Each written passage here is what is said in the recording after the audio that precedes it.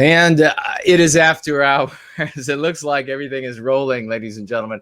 If you can hear me, let us know. A big hello to everybody on both YouTube channels and, of course, over here on D Live, where we have been growing like there is no tomorrow.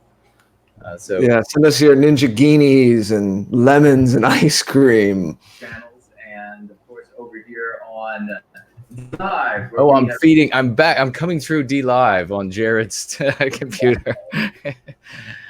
Listening to us, the delay. Now we know how long it is. Mandy, whoa, hello. Good to see you. Watch Rider, Jesse, JK160.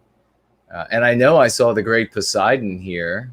Big hello. Fernal, the great Fernal, a magnificent rising star in the community. Great to see you, Eternalism. Over on D Live, of course, Ray is here. And Heidi, the lovely Heidi. I saw, who else did I see over here? Of course, Seaver is here. Great to see you, Seaver. Julie Storm is here. Good to see you on D Live.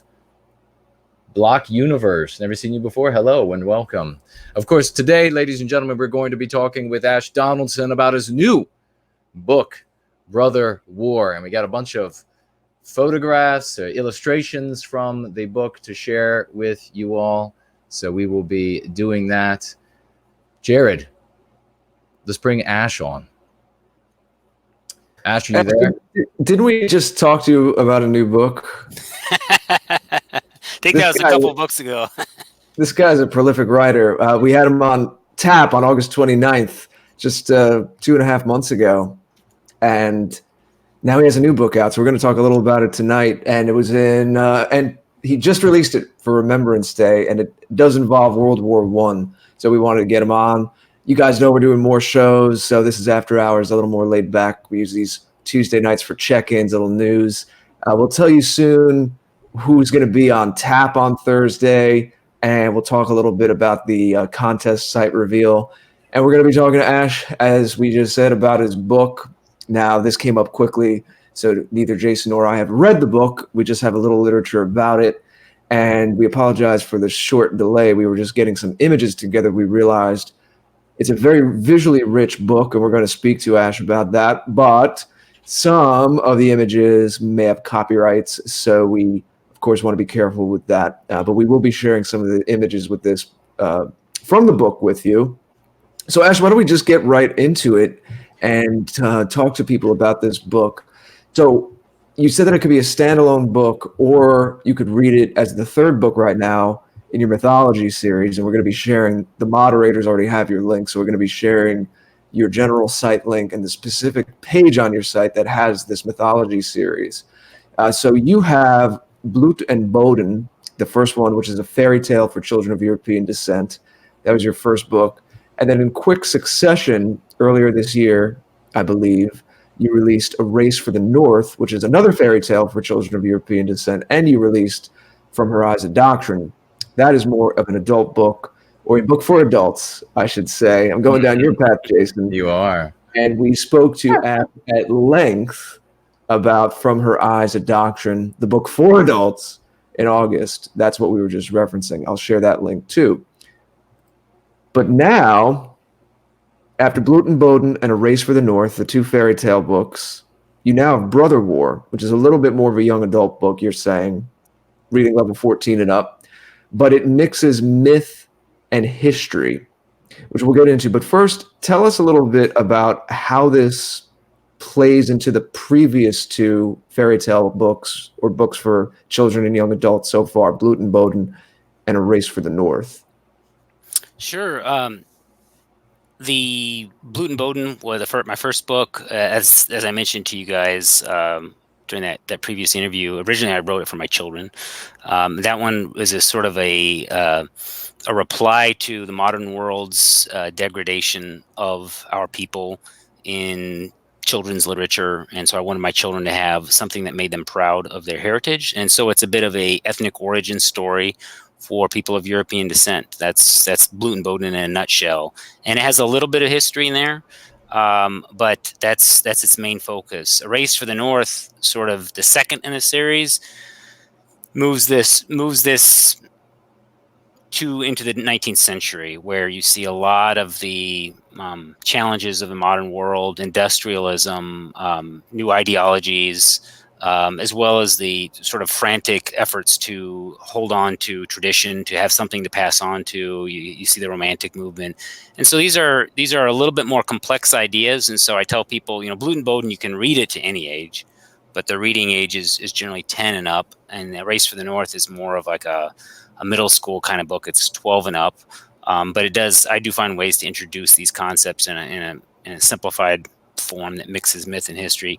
And as you said, yeah, Brother War is more of a 14 and up, but all these are intended for an adult audience, as just as much as for any younger one. And this moves the story into the First World War, which I see as a very pivotal conflict for our people. And maybe we can talk about that. But I wanted to make a little bit of note for those of people who might be perusing my website, which is the best way to sort of access whatever version you want to seek here. My books are very visually rich, and I like to have a color version. And I think a lot of people appreciate that, but it's very expensive to publish in color. And so to buy Blute and Bowden, which is twice as long as the first two books, and it's long enough to have a nice, titled bind there. It's $29.99 on Amazon, which is not cheap. You said Blute and Bowden, I think you meant to say. Oh, a Brother War. Yes, sorry. Thanks. But I also create a black and white version for half that price. So there you go, for $15. Having said that, I think if you get the black and white version, you might decide, boy, I'd really like like to have this for, to see what these images look like in color.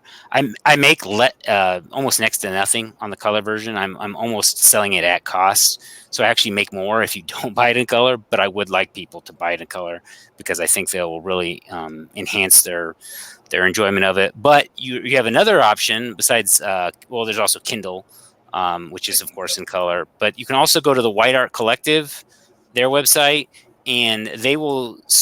I've already sent him the file, so he should have it up there soon. You'll be able to buy it there in a PDF form for about $10. But anyway, that's. I just wanted to kind of explain to people when you print something through Amazon, it doesn't matter which pages have pictures and which don't. They print every page in color, so that's why it's so expensive. So I like I said, I make really less than 10% on this book. But anyway, I'll let you. I will have a question. I'm speaking to you all from behind the cover right now, but how is it connected to the first two books, Blute and Bowden and A Race for the North? Well, I've designed this so that if this is your first book that you of mine that you take an interest in, you can dive right in. This can be a standalone book, and then you may define, hey, boy, I'd like to kind of read more in this sort of quasi-fictional, quasi-historical world. Then you can go back and read the first two. But I've also designed it so that you can read it as the third in the series. So there are no characters per se that bleed over from the first two books, but they all take place in a world that's very heavy with Norse mythology and looking at sort of the forces that shape our universe as they were personified for our ancestors in the form of giants, elves, dwarves, these things, like to give you an example, we say giants and we just think of something large, but the Old Norse term, the Jötnar, actually means the devourers. And so these were seen as all the forces of entropy or chaos that are sort of gnawing away at reality.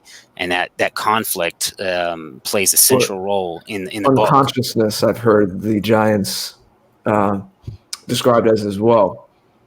Mm-hmm. The Norse creation myth was about becoming more conscious, and the giants were these unconscious forces of nature that as man became more conscious, he had more agency in the world. We became conscious of ourselves, conscious of being conscious.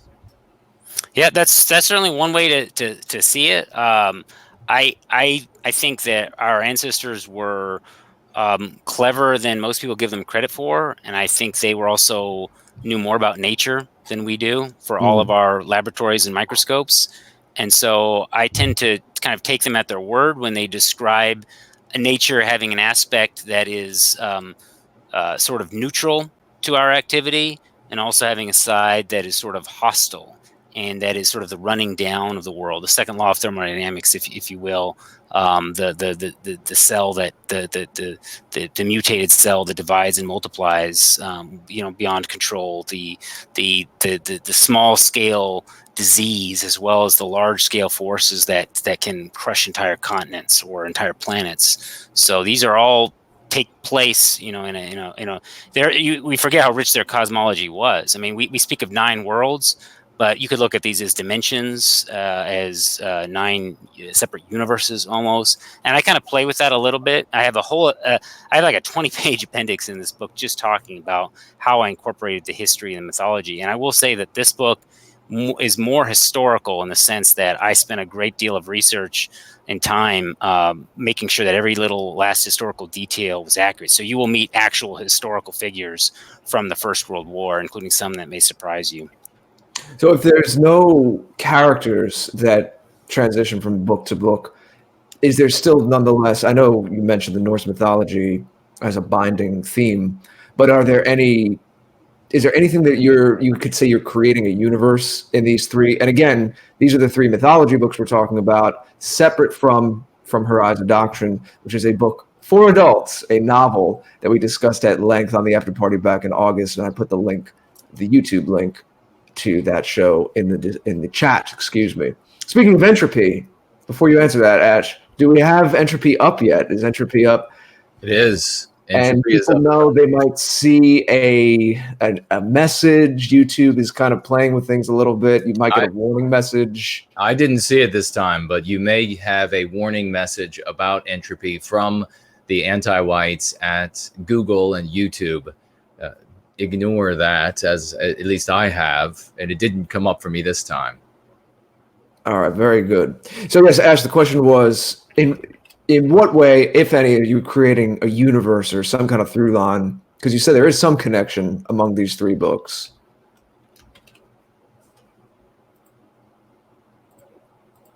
I think you may be muted, my friend.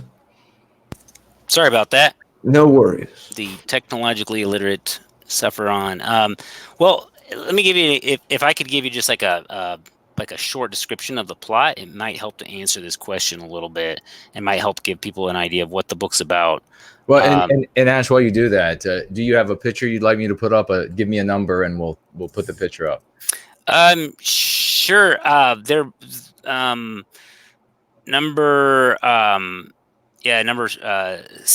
6, 8, and 10. These are kind of describing the mythological aspect that I start off with. And so the framing myth for this is the story of Voland.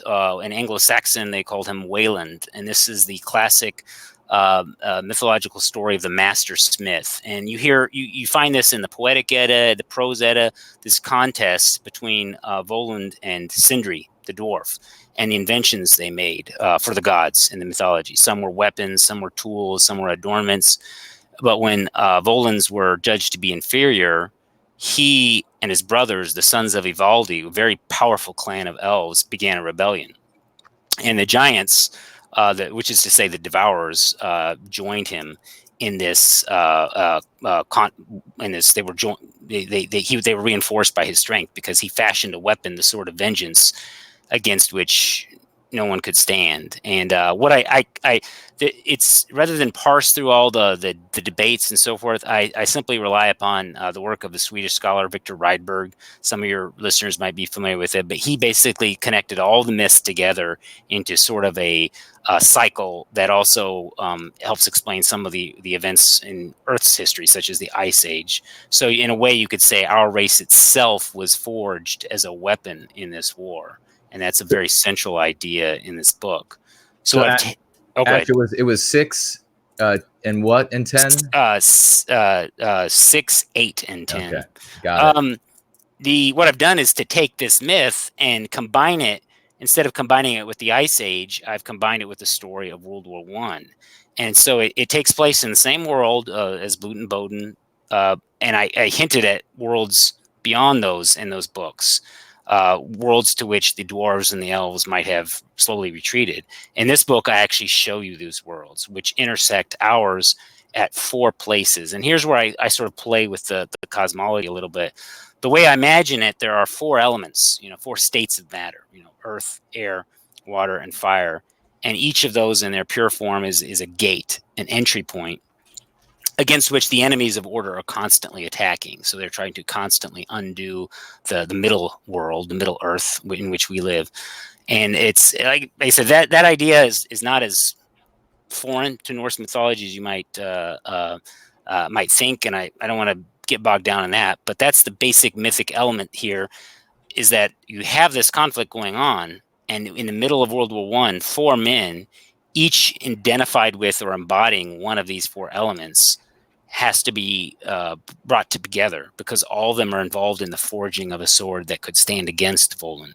So to give you an example, if you want to take pictures 12, 13, and 16, those are good World War I pictures. 16 shows Manfred von Richthofen. This is the Red Baron. He, of course, embodies air. And then there's this great Italian figure, Galazio Caetani, who's a historical person. He came from Roman nobility, but he actually went off to study mining in America. And when war broke out, he returned to Italy and served as a combat engineer in these horrific battles in the Alps, where they're just mining through mountains, trying to blow up the Austrians. And so there's some amazing stories to tell here that are all historical. They all happen. But just, he embodies earth. And so he becomes the smith that sort of has to forge this sword. And so it takes you to not only 4 different worlds, but to 4 different theaters in the First World War. To the Western Front, which you can see, I guess, picture number 12, 13. Those are pictures from the Western Front. This is where the Red Baron began as a cavalryman there. So he saw the trench warfare before he became a pilot. And then the Alps, where the Austrians and the Italians are engaged in some of the most hair-raising combat in modern warfare. Romania, where the Carpathians were the scene of a front that tied down 1 million German and Austrian soldiers. And then the North Sea, where the British and the German navies were fighting a very different war. And so all that is tied together in a way that I hope is more or less seamless.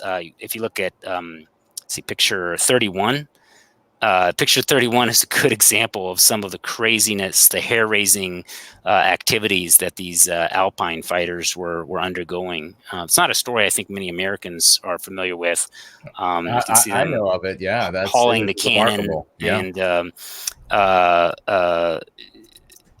there's also in picture number 40 shows you the naval battle, the Battle of Jutland.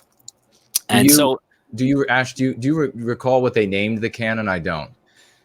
No, because that particular one is not depicted in my book. Okay. But Caetani, this guy, he was amazing. He literally blew up the top of a mountain and in an effort to dislodge the Austrians.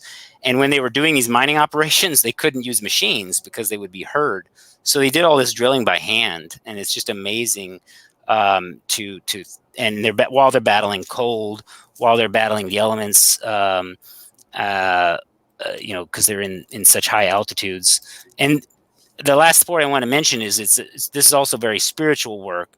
It's a very personal work for me because my grandfather fought in the First World War. And I know that makes me sound very old. I'm actually not. Just the men of my line tend to have children well into middle age, and I'm the sort of product of that through a couple of generations. So my grandfather fought in this war. It's dedicated to him, but it's also about the war that goes on within each of us. I heartily recommend this, especially to any veteran. This is very much a sort of a... and I'd like to hear about that, the war that goes on within. Yes. But before we get to that, I just want to stay on this. So you're threading together, as you were saying, some elements of our mythology with these stories from World War I, using this symbol of the 4 different elements and 4 different theaters. What is it essentially, of course, without giving too many spoilers away, because we want people to buy your books, but what is it that you would want young men and women of European descent to walk away with after they've read your book, understanding where they come from better and what binds us and how we've been manipulated to fight each other in wars like this, and how we can avoid that in the future. Sure. Yeah. If you want to show image 94, that color painting there, each of these four, well, I guess the best way to answer that is, each of these four men has to undergo a challenge that is a war they have to fight on, within on their own. And it addresses what I see as four major problems that that stand in our way individually, that keep us from being as heroic as we could be. The apathy, the self-consuming rage, the mindless entertainment, the pornography. Each of these men who are very historical. Two of them are composites of real people in my own imagination, but they have to find that they have to face these demons within. And I think that's just to put a point on it. So it's essentially apathy, rage, mindlessness, entertainment, and then pornography, which I submit to you is a very real and very dire phenomenon in the modern world, for not just as in the sense of taking away our time and energy from what we need to be thinking about as a people here, but also in the way it alters and cripples the relations between men and women. And so there'd be a gender element to that, and a kind of redirection or muting of your life force also would be under that umbrella too, I'd imagine. Yeah, let me give you an example. Just read you a short little passage, and this pertains. It pertains to that Alpine warfare. But if you want to show image 95 of that cemetery there. And by the way, the 94, the one you're looking at, that painting is of men who have been they're blind from a gas attack, and they're being led away. It's a really interesting painting once you dig into some of the details. But if I could just read you a short passage, you kind of get a feel for this. After describing how they're mining in the tunnels, it says, "O sons of Arius," and for those who aren't familiar with it, sons of Arius is us. This is the people of European descent, Aryans. "O sons of Arius, laboring in the mines, or breathing out your last breaths in the trenches, or falling like stars from the skies above, do you not realize that it is your brother's blood that you shed? Your ancestors fought side by side when the Turk came in all his terrible strength, when the shores of Italy felt his wrath and the gates of Vienna shuddered at his fury. You love your nation as men should, but do those who set you at one another's throats love you back? Is it your nation you die for, or empire? Profit is the monarch set over you, with progress as his general. If only you could see your great-grandchildren a century hence, as they let in the Turk and the Arab and the Moor without a second thought, and hand over to him their villages and towns. Is this why you fought one another so eagerly? Can this be the soil on which you shed your blood? You vowed that the invader would not go unchallenged so long as a man stood among you. Are there men among your descendants? Or is it a manless race that now walks the streets you once paraded in, their shoulders hunched and eyes downcast where you once beamed with pride? An enemy more cunning than any you faced is now laying mines underneath the feet of your descendants, and yet they go about, engrossed in needless commerce and idle diversions, enjoying the prosperity you worked so hard for, completely unaware that all this will burst apart. One day the mines will blow, and they will find themselves surrounded by enemies in a tunnel from which there is no escape. And then they will wish that they had but 1/10,000 of the true men who died on a single day in this brothers' war." So that kind of gives you a feeling for how I do that. And a very ominous setup of where we are now. Yeah. About 100 years after this. Mm-hmm. Yeah. This is, I'm thinking of this, and we know there's a lot of energy right now, as there should be, and excitement, as there should be, over the Groyper thing. But when more of our guys wake up, our more young men and women wake up to this and think about who they are as a people, this is the kind of thing that they're going to need to be finding out about. So we salute people like you that are doing this work, because we know we have amnesia, and there's a lot to rediscover and reassert about who we are as a people. Yeah, I mean, if you want to show, Jason, if you want to show image 112, All right. this is of the Red Baron's funeral. And he was shot down over enemy lines, by which you mean he was shot down over on the Allied side. And they actually took great pains to honor his body. These are Australian soldiers you're seeing. And this is a chaplain, Australian chaplain, leading the body of the Red Baron, a German pilot who had 80 confirmed kills.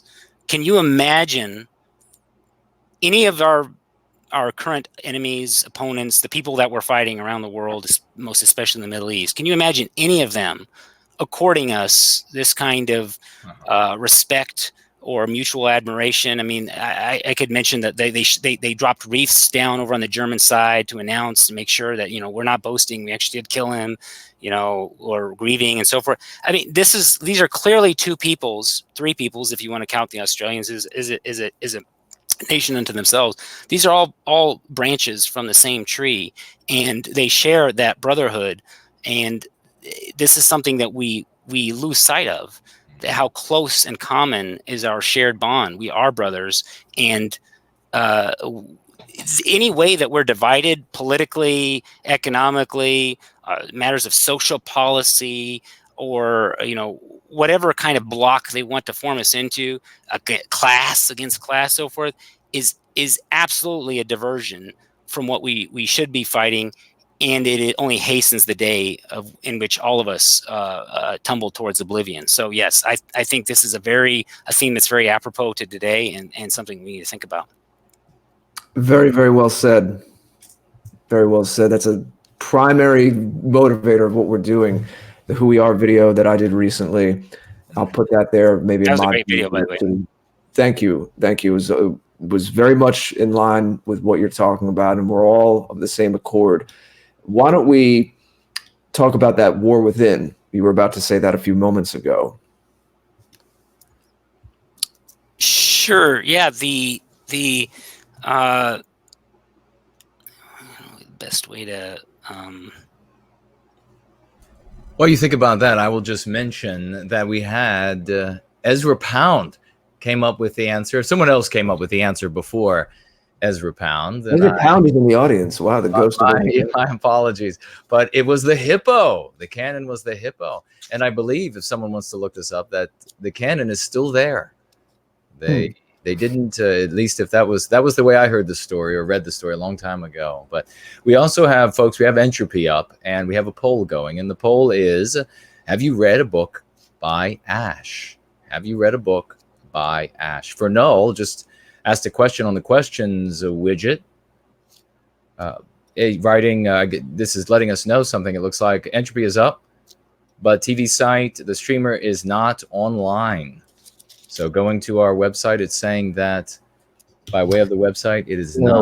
We'll have to look into that. If you haven't read a book by Ash, the follow-up question, of course, is why not? Why not yet? What is going to be your first book?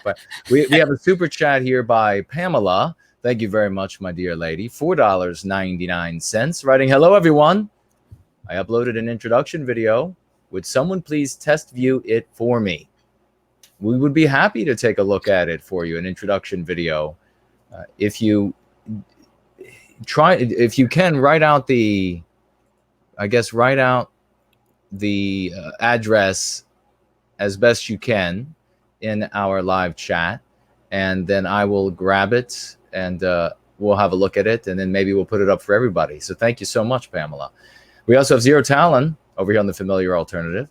Super chatting $2. Great to see you back. Writing, no more brother wars. Amen to that. I saw that the great Poseidon, good brother, who always puts on the best parties on the weekends, he just wrote the same thing in the live chat. And we do have another super chat directed directly to me, and the person super chatting it wants me to wait until exactly 9:50.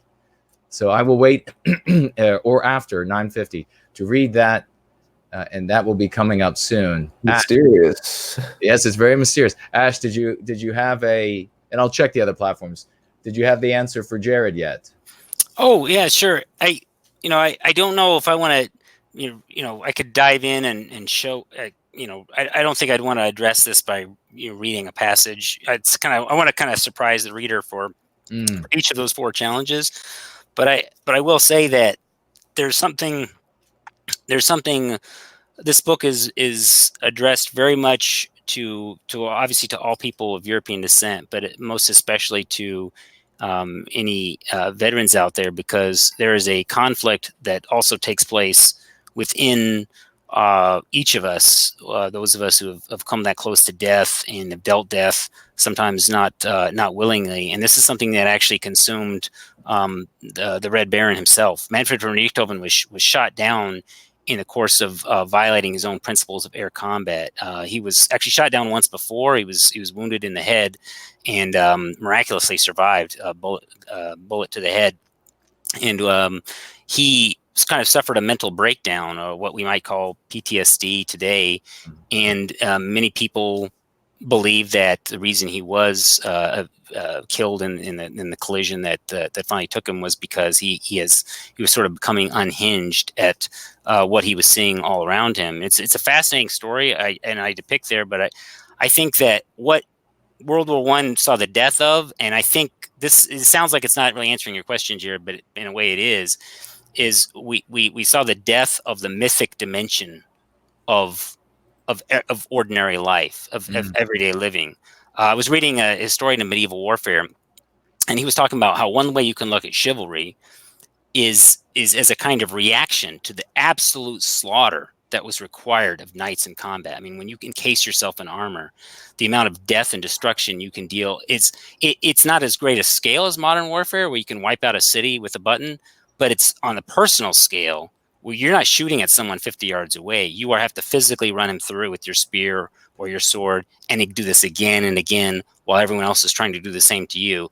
It was very traumatic. And so this historian was talking about how chivalry allowed knights to cope with that by placing themselves mentally and spiritually in an elaborate myth populated by all the great heroes and legends, and they were inducted into these chivalric orders. So you still have to kill people, because that's your profession arms, but you avoid the temptation to become cold and mechanical, and it makes the trauma bearable because it imbues your suffering and the death of your enemy with meaning. And that's something that you find in ancient history too. A whole way of looking at the tragedies of ancient Greece were as ways of dealing with the trauma of combat, because most of the people in the audience were combat veterans. We don't have that today. Our veterans are just kicked to the curb, and society, for everybody, lacks this sort of mythic sense of what we are about. It doesn't hold people up to a higher standard, but it doesn't inspire them to write. It constantly tries to convince them that we are just matter. We are just, animals. And so what I'm trying to do in all of my books really is to reinvest our lives. You have to see your life as legend. You have to. If you want to do anything heroic, you have to see your life as legend, because you have to look back to your ancestors and all the things that they did, which are many of them captured in books, and all the things your descendants will do, and realize that you are the link between those two. So your life is incredibly important, because you could break the chain right there. And so the mythic element of your life can't be a matter of indifference to you. You have to look at everything you do with this sort of cosmic sense of that vast continuity. And that, when people really imbibe that, then I think we will see examples of heroism like we read about in the great poems and sagas of old. And you're saying, so this is an interesting, there's two sides to this, because on the one hand, when you started, you began to say, it sounded like what you were saying, if I'm following you, is that the scale and the technology of World War I, and then what followed after that, some could argue that the 20th century really started around then. And that I would say the 20th century, because, epochs aren't exactly from an even year to an even year. I would say that we just entered, over the last couple of years, the 21st century. With Brexit and the election of Trump in 2016, that regardless of how Trump is remembered as a historical figure, what he's revealed and what these things have revealed, the undercurrents of everything that we lied to about over that last century, these experiments of globalism and mixing everyone together, that lie is falling and being revealed. And I would say that Brexit and Trump are two significant enough events where we could probably mark the beginning of the 21st century at 2015, 2016. Interestingly enough, about 100 years since World War I, the Federal Reserve was created in 1913. So, we see the dissolution of the original American nation beginning then, and then us quickly entering World War I and this whole brother war. So on the one hand, it sounds like what you're saying is that the scale of World War I and the technological age that followed made us more materialist and brought this mythic element out of our lives. And yet, on the other hand, the trauma and the intensity of that experience has given you this fertile soil in which to reinvest in myth and seeing your life as a legend, as you were just saying. And I can't help but think, and I know we discussed this previously, you must have an even renewed appreciation of Tolkien. Tolkien's whole mythos came out of his experience in World War I, fighting in World War I. And we've spoken to Laura Lee Scaife a couple times now, and she will be back on at length, very in depth, about Lord of the Rings as a meta myth, as our myth for modern times, with all of these clues and lessons that we need as peoples of European descent, but right now for the vast and all-pervading trauma and crisis that we're facing right now. Yeah, if you look at was it image 81, Jason? That's actually Tolkien. He makes a cameo appearance in the book. All right. And 82 depicts another cameo appearance. I'll leave the viewers to guess at that. But yeah, these are. World War I marks a turning point, and I agree exactly with your synopsis of the sort of the break of the centuries happening when they do. World War I is a turning point in many ways, and in this loss of myth that I'm talking about, we started the war believing in daring deeds and chivalrous acts, and the heroic cavalry charge, and we ended it with despair, cynicism. The mechanized slaughter gave rise to the nihilist movement, the abstract art, the communism. And part of this is because we had the wrong myth to begin with. Because over the decades, we had steadily embraced the idea that technology was going to usher in utopia. This bright future was just right around the corner. This is the myth of progress. And instead, progress just offered us a more efficient way to kill one another. And we became comfortable with doing it robotically. And we ourselves become more robotic and soulless. Because here's the thing, when people are treated like cogs in the machine, when they're treated as expendable, they start to act that way. If they're deprived of spiritual food, they'll eat spiritual poison. They lose themselves in all these meaningless activities, like the expression killing time. What a horrible expression. But that's what we do until death arrives. And so our age, the age we live in, we need myth.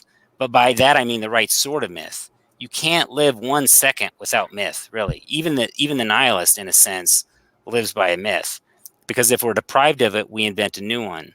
But these ersatz, myths don't have any grounding in tradition or history.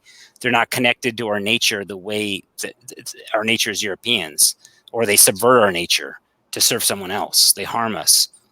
So the process of finding our way back to wholesome myth is partly a way to return to our roots. And that's why I grounded this in one of the oldest myths of Northern Europe, the story of the master smith and his rebellion against those who would not appreciate him. But it's also a creative process because we have to find these stories within us. We've lost so much, so much was passed on for hundreds of generations. We've lost in the past century or 2 centuries. And here's the good news. We still got that same nature inside. So we can still find the same well springs that provided us with all these myths and stories and traditions that have faded away. So those, there's people out there who want to focus on the political aspect of our struggle. That's great, but we cannot regenerate our race without art, without writing, without awakening our creativity. It's that elastic quality of mind that enables us to contain entire worlds the way Tolkien did, to see with the eyes of a child. That same imagination has enabled us to overcome all of our enemies. That can help us again. So. And by the way, I don't know how your system works there, but feel free to put any images on top of my avatar there. Nobody needs to see that. If you don't want to block Jared, he's You can block me sometimes. It's okay. I'm afraid I have no control over. Oh, okay. It'll give me a chance to do things I can't do on camera. Speaking of mysterious things, it's past 9:50, Jason. Oh, well, then. 9:50 Eastern time. So what does this mean for this mysterious super chat? Well, first I will say a super chat from the wonderful and lovely Mrs. Jess Horst is with us again tonight, as is always the case. Wonderful woman. Thank you for being here. $4.99 and saying so much to the anti-whites about how much she loves her children and her husband. So thank you very much for that, my dear lady. And a big thank you coming from me to heading to NPC 162, who should be listening by now. And what happened was the other night I was talking about how I needed some more monitors to be able to see these other platforms instead of having to just, even though I'm surrounded by monitors, I need more. I could use more. And NPC decided to respond and said, Jason, please wait till 9:50 to read this so I can listen live. Much love. Go buy the extra monitors so you can watch all platforms during your streams. Ladies and gentlemen, let's get a round of applause to NPC 162 for donating $162 earmarked for more monitors for the office so that I can see all the platforms at once. And so thank you. Yeah. Thank you so much, NPC 162. That will definitely improve the functionality here. Might give me cancer, but it will definitely improve our ability. I might have to keep the AC unit is going to stay on throughout the winter because of the heat from the month. But thank you so much. It will make things a lot better, my dear friend. I hope you were here to hear that live. And if not, then enjoy it in replay. Is that the only chat we have right now? Yeah, it was NPC and Mrs. Horst, and that is. I'll check over here on these platforms. I think we're good though. Well, I'll use this break then to make another announcement, and we're going to tell you. Well, first, we're going to string you along and mention that we're going to tell you who's on tap on Thursday at the end of tonight. So be listening out for that. As I said, we like to use these Tuesday night after hours to kind of set up the rest of the week. We will be doing more streams, but we do know at least we have the tap, of course, on the books for Thursday. And we have a very exciting show for you, a first-time guest. So stay tuned to see who that will be. But I'll also quickly use this because we just got that very generous donation, and it's a very apropos that we have such a generous and proactive community here who helped make the last Message to the West contest the success that it's been, the roaring success that it's been since I helped lovely Porridge organize it starting in the summer. And we had the entries in by mid to late October. And we've been telling you, we've been wanting to have a site for it so that you could vote. It was a little bit delayed. We wanted to have it to you a week or two ago as October turned to November, but there is good reason for that if you didn't see my tweet today. And that reason is we did take extra tech measures to make sure that the voting is very secure, that it can't be hacked, that there can't be bots giving 1 million votes and screwing us up. So Lord of the Frogs is someone from the community who helped build the site. He has that expertise, very clever ways that he built the site. It's very aesthetically pleasing and very simple, but behind the scenes, there's a lot there to protect you and to protect the integrity of this project. So it did take a little extra time, but good things come to those who wait. I can now very proudly announce, and for any of you who haven't been on Twitter today, I guess this is the first time you're hearing, I can very proudly announce that we have the URL. You might have been able to guess it so far. It's not anything too wacky, but it is indeed lastmessagetothewest.com. So lastmessagetothewest.com, you will have the next 16 days to vote. We decided to close the voting at the end of the day, Pacific time in the U.S. on Thanksgiving, on our American Thanksgiving. So you have through Thanksgiving in America, which is Thursday, November 28th, to vote on these videos. And there's a very clever way. It's a very easy star system. Once you vote on a video, It'll show you on the homepage that you've already voted on it, so you can keep track. The more videos you vote on, the more your vote is weighted. Again, Lord of the Frogs had some very clever algorithms and ways that he set this up. This is not just a cookie cutter site. He is a programmer, so we used his expertise for that. He's someone from the community, like so many of you, who stepped up, offered not only his funds, because he was one of the first people who generously donated to make the prize fund bigger, but and many people from the community have done that. Harge has a video about this, celebrating our most recent people from a few weeks ago who gave more money. So please check that out on the BitChute. And actually those videos Parge made, all the promotional videos, are now on the About page of this lastmessageofthewest.com site.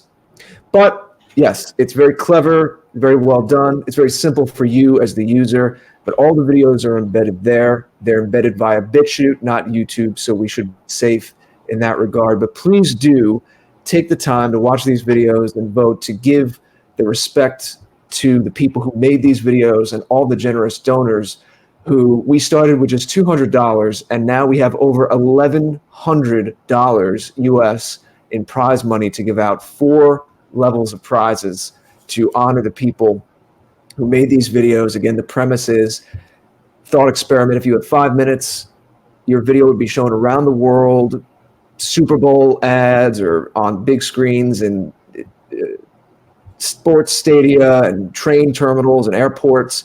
What would you say? How would you reach out to people to let them know what we care about, why they should be awake? I can't even speak. I'm supposed to be a communicator here. They should be aware and awake, awoken to whatever I was trying to say, what is afflicting the West and why they should care. So please don't make it a popularity contest and just vote for the name that you know. We have a great mix of well-known names and newcomers. Really vote for the video you think would reach out to those out there in the masses who might be open to our message but aren't quite aware yet.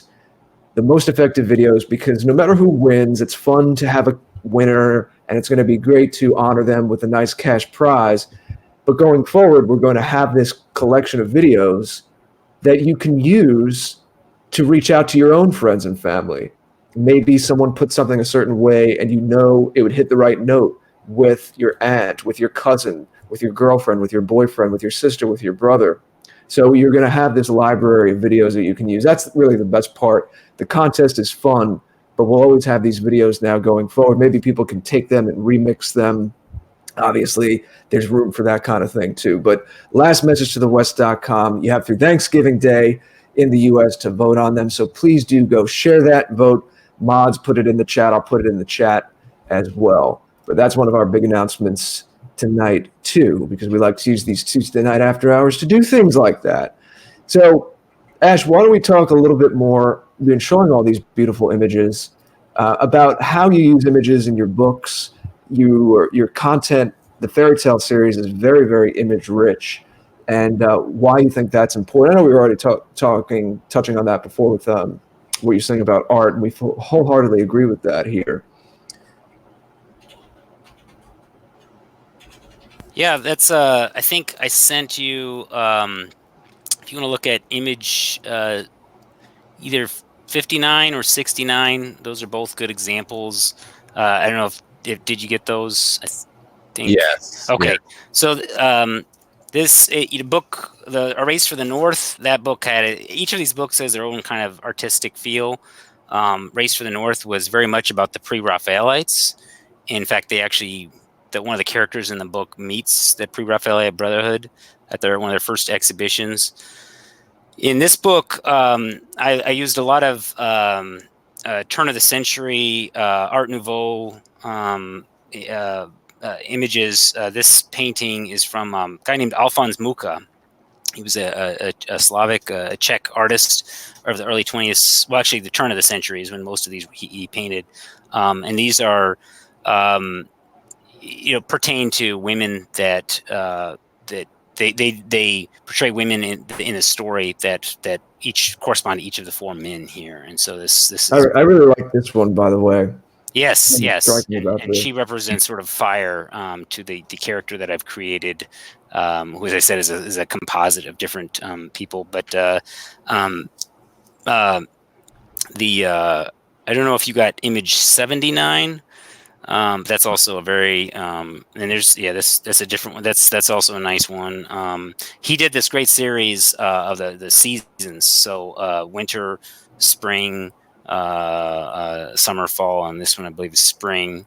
But what I do is I search through public domain images. Yeah, this is another great one. This is actually a portrait of a historical person that who is depicted as Slavia, the sort of spiritual embodiment of the Slavic people. I actually used that on my Instagram. I had found that image. I think I used it on May Day. Yeah, I might be mistaken, but I think I used it as a spring symbol on May Day. I have to go look at my Instagram.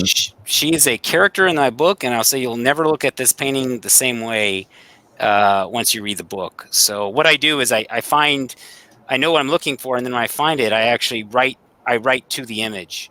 So the details that I find in the image, in the portrait, in the painting, are integrated. I find a way to explain all of them and then sort of integrate them into what I'm describing. And so you really feel as if my goal is that you feel as if these are really made for me, for the story that I'm telling. And another aspect of this book, I think, is very personal, and for in the sense not just my life, but I mean personal in the sense of you get very close to these four men, and I think the reaction I've had from some of the people who've read this book is that they felt as if these people, that all this actually happened, including the mythical elements that are obviously sprung from my own imagination. So you'll really get a sense, I think, of sort of a sadness at the end, that you've spent time with these people, and if only it were thus, And so there's also you mentioned before we started live the 73. This is a image, a NASA image that they enhanced. I'd imagine this pulls in from the mythic element. I'm curious as to why this is in there, this image of space. Yeah, and so just as a little bit of an aside, again, to people who may not have heard the earlier interview, religiously, there we go. So this depicts what in the book is this is the void, the cosmic void, which in Norse mythology is called Ginnungagap, and but which in the book I also call Genesis. And that reminds me that I want to tell people that this whole series is written in it's a very spiritual work, but they are written in a way that Christians and heathens alike could find much material for affirming their outlook and instilling values in their children. So there's nothing problematic. That's the last thing on my mind for a theological introspection or a debate of sorts. You can read the adult novel From Her Eyes, a Doctrine. There I don't kind of spare anything, but in this series you have this sort of I don't want to say schizophrenic because that makes it sound bad, but this sort of dualistic viewing of things through both a heathen and a Christian lens. And so this is a point where there's in the element of air, and this is pure air, there's a gap, a yawning void. And I'm basically paraphrasing Snorri Sturluson's Prose Edda. And so this is where heat meets cold and positive meets negative, and they reach across the gap in arc, and that creates the first being, the first elemental being, whom they called the roarer, the screamer, Ymir, the primordial giant, from which all beings are descended, including ourselves, in a sense. We all share in his nature in some way or another. And so the fire meets the frost, causes it to melt, and the drips collect and become energized by that charge. And this is a very haunting, almost a mind-rending scene that Manfred von Richthofen, the Red Baron, is actually witnessing as he passes through this sort of pure element. So yeah, there's some wonderful images in here. There's one. Do you have 89? I just want to mention this is kind of a interesting image here of aerial combat in World War One. And this one I found really interesting because there's a story behind this. Some of your listeners may be familiar with this, but for many decades, this was purported to be a photograph of actual aerial combat. And there were things about it that people, said, well, wait a second here. What's going on? It was published in a book called Death in the Air, which was called The War Diary of a Flying Corps Pilot. And the man behind it actually was a aviator. He was an American who volunteered for the Royal Air Force. But as late as the late 80s or early 90s, this was all revealed to be a hoax. And this guy had been a pilot, and then in the 1930s, he went on to become a special effects guy in Hollywood. And in the 1930s, he and his wife were really hard up. They needed some extra cash. And so they staged these scenes with props. These are all models. Wow. And they did it in very, very realistic. I mean, the fact that it's Toddler's Mobile. Yes. I mean, the fact that these photographs went, for a better part of a century, and you'll see them in history books with people not passing any kind of, saying, oh yeah, here's a photograph, is a testament to how, lifelike they were. But they eventually unraveled the story behind it, and that this guy was behind it, and he and his wife. But yeah, there's all kinds of. I will say one thing. And this might sound a little eerie to some people, but when I write these books, these odd coincidences pile up, and I can't explain them. And so, to give an example, if you look at, did I give you image 74? Yeah, image 74. So much of the scene, the one central location in this book is actually a historical site in southern England called Wayland's Smithy. And so Wayland is Voland. This is the guy that I'm writing about. So when the Anglo-Saxons came to England in the 5th century, they found this very ancient site that dates back thousands of years, probably 3000 BC. And this is where in my book, it actually is his smithy. This is where they find this, and they convert it to their use in forging a sword. So I was using actual photographs, none of which I can be displayed here because we want to make sure they were all public domain. But in the course of doing that, I found that only 1 mile away or 2 miles away was this. So this is the famous White Horse of Uffington in England. And so this is, I had the Red Baron sort of flying over, he'd gone through a cloud, which is actually based on a historical point in his career. He flew into a storm cloud and barely escaped alive, and he emerges. And he's flying over England in my book. And right before he lands at Wayland's Smithy, right on his flight path, this, if you look at a map, this is right there. And then this is another very ancient site that was it's a horse in mid leap, and that was filled in with chalk, and it's on so vast a scale that the people who did it could not possibly have seen the whole image. There's no place around. This is actually what you're looking at is a satellite photo. But anyway, and then I needed a river at one point in time, and lo and behold, within walking distance, there's a river that led exactly where I needed to go in England, that touched all the places that I needed to touch. And I find this, in my books, quite often, that exactly what I need it to be there, actually, I don't have to make anything up. It's all there already. So it's reassuring, I guess. It's all there. It is all there in you.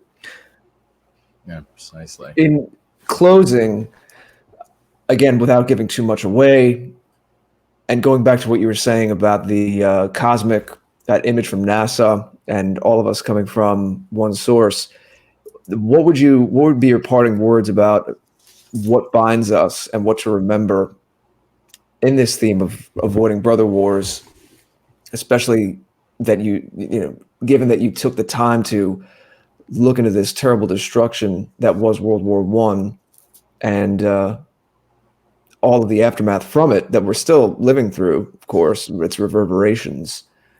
But what do you, again, I asked you this earlier, but what do you want to leave with people of all ages of European descent about what binds us and how we've been manipulated to fight this way against each other now? Well, there's an Old Norse proverb that appears in my book, which goes something like this: "Bare is the back of the man who has no brother, even though he be clad in armor." And so this is a sense, in medieval Scandinavia, to be without a brother was not a good thing, because this is the person more than anyone who would be expected to stand by your side, who would avenge your death if you were killed. His mere existence as your brother dissuaded people from messing with you. And so there's, again, bare is the back of the man who has no brother, though he be clad in armor. And there's a sense in which all the peoples of Europe and the nations that come from them in America and Canada, South Africa, Australia, and New Zealand are brothers. Because like brothers, we ultimately share the same blood. Like brothers, we have our own private languages, but they stem from a common root. And like brothers, we have a history and a mythology that has meaning only to us. So there are differences between us, and they may be a source of fascination. They may be a source of frustration at times. But those differences are utterly meaningless to those who want to hasten the day of our destruction. So we can have our differences. We can have political, religious, historical grievances. I understand all that. The time when we can afford to worry about those things is long after we have secured our existence. Mm-hmm. There can be no talk of a fight between brothers when the home itself is under invasion. And that's the situation we face. Europe is under invasion. North America, Australia, everywhere, our people are facing a very near future in which our children will be minorities in their own land with no clear sense of any of this being reversible. So in this sense, a brother war is a worse sort of war because it hastens that day. Every life we shed in mutual conflict, in fact, every hour that we spend fuming against one another, gives us that much less time, less opportunity to turn this situation around. So that's the thought I would like to leave with people with about this, broadening out this idea of brother war. It doesn't even entail actual conflict. It can, actual physical combat. It's just the time that we waste beating each other over the head when we desperately need to be standing together. Very well said. And what would you like to leave folks with as far as what you're working on, where they can find you, all of that, Ash? Please make sure you let everybody know everything that they need to know to be able to purchase your books and follow you in the work that you're doing. Sure. So my website is about all you can get from me. I saw some comments in the chat to the effect that, does this guy have his own stream or channel or anything? When I wrote this book, Amazon asked me to put in some keywords for people to search for. Luddite was one of those. So that tells you kind of where I stand in relation to technology. The fact that I'm even on handling this mic, is a feat in and of itself. So yeah, you get a website. You need the time to write all these books. You've been exactly, yeah. Well, and you wouldn't have these wonderful books from Ash if he was on Twitter all day. So you have to balance it out, and we appreciate shots in the Twitter wars. Yeah, no, it's the website though is the best place because that's where I will. You can see other interviews with me that I have, but also the best place to find the copy that you want to get of my work. And I will say that those of you who don't have Bluten Boden or Race to the North, they are. I recently created this past week a deluxe edition, which combines both in one volume. So you will see that. I think I might have even sent you guys the cover. But it's something that when you hit 100 pages, Amazon kicks in with a titled spine. So this will feel very nice in the hand, look good on the shelf, and it's sort of as a companion to Brother War. This is, if you don't have those two books, this would be a good time to have both of them in one volume for that reason. It's aesthetics, but I think a lot of book reading is about aesthetics. Mm. And you'll find those three, and then From Horizon Doctrine, which has many of the same themes, but takes place in a dystopian view of America here in a century from now. So that's the best place to find any of my work is preservationoffire.com.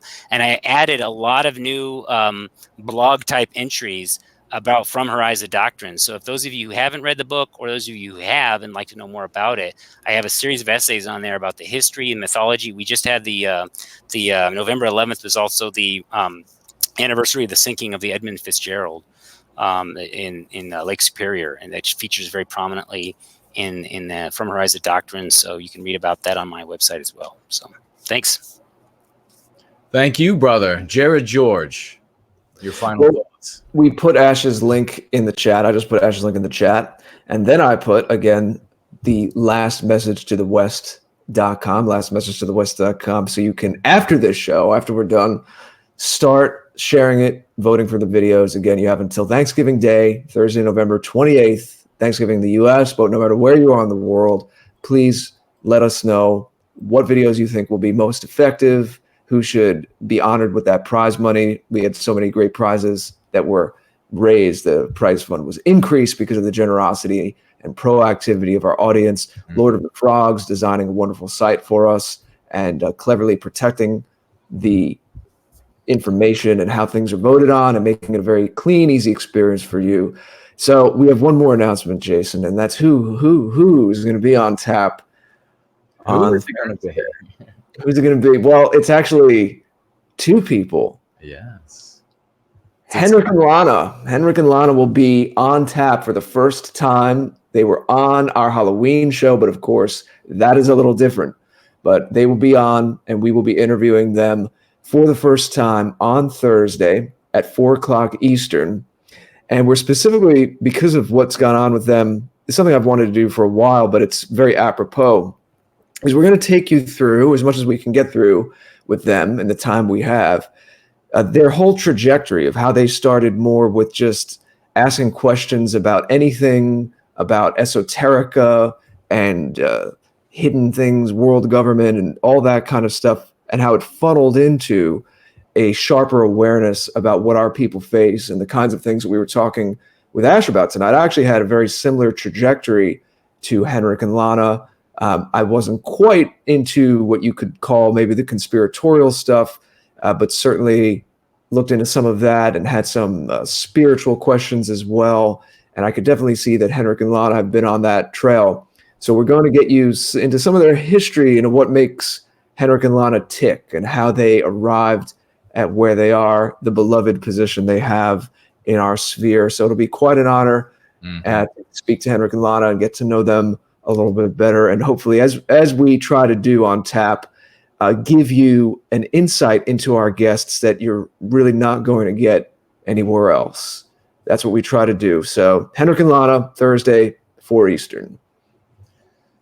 Absolutely. Ladies and gentlemen, don't miss it. I want to thank you all for being here tonight for another episode of After Hours with the great Ash Donaldson. His fantastic book. Please pick it up and have a read. Support this gentleman for the work he is doing. Remember, there is no support shaming in service to white well-being. No support shaming in service to white well-being. I will be back, of course, tomorrow on PWR, Mark Collette's channel. Those videos are deleted as soon as the stream is finished and then uploaded to his BitChute channel. Thursday, of course, as Jared George mentioned.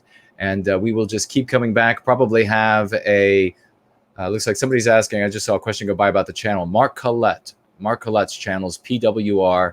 That's tomorrow at 2 Eastern Standard Time. And, of course, on Friday, we'll probably have around 7:30 some premiere or a premiere of sorts of some magnificent artist's work. We'll see where that's going to be. Maybe I'll be as surprised as you all will be when I finally figure out who it's going to be right before we go live. But I will leave you all with this thought. It's something that I've wondered about ever since I was a young, very young boy. And that is, as I looked out at space, I very often would enjoy going out into the darkness and looking up at the sky, the stelliferous night sky, and marveling at the twinkling dots, stars, galaxies, even far away. And I realized that with each of those images that we received that could look a little further and a little further into space, more of that darkness was filled with these little white lights twinkling in the distance. And I suddenly realized that if you had the vision, if someone had the vision to see to the shores of eternity, all things would be bright white. Bye-bye.